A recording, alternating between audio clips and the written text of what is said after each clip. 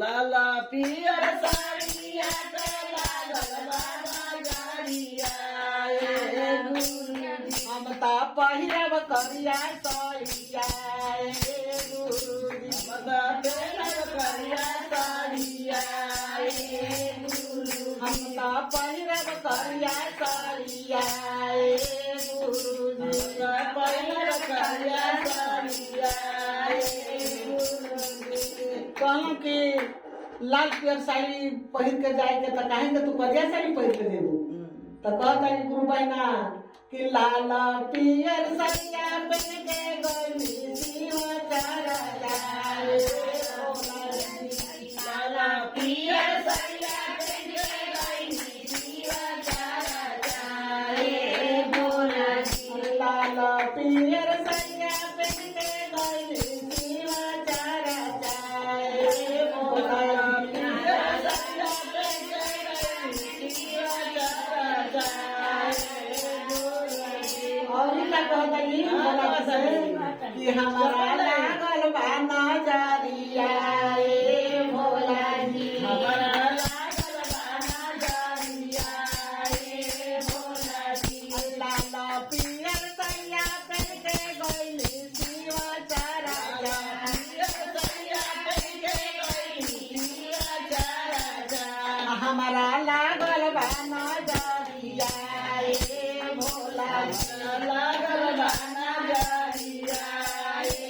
भोलाजी और क्या कहता है क्या कहता है? कहता है कि अरे पाटना सहरिया से ओझावा बोलवली पाटना सहारिया से ओझावा बोलावली पाटना सहरिया से ओझावा बोलवली पाटना सहारिया से ओझावा बोलावली घरवा नाना जारिया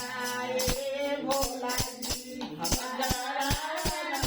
जारिया ए भोलाजी घरवा नाना जारिया ए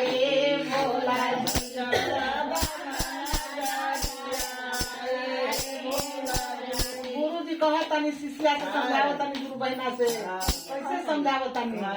कहतनी कि अरे हम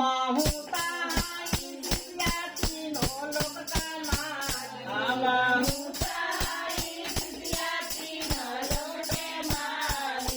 हम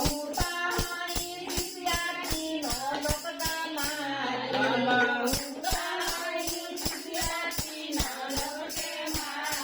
नहीं होला बिना शिष्या तो के नजरिया नहीं होला बिना शिष्या तो के नजरिया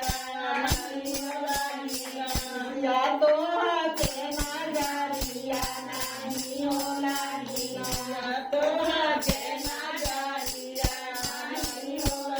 लाल पियर सैया पहन के जाई हो शिवा चारा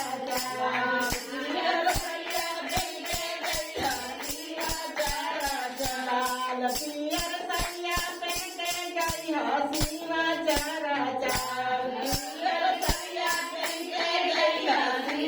चारा चल नहीं होला बिना शिष्या तो के नजरिया नहीं होला बिना शिष्या तो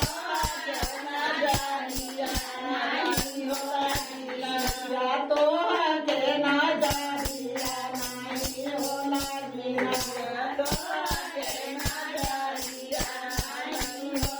पहिला में दाया मंगिया दूसरा में चारा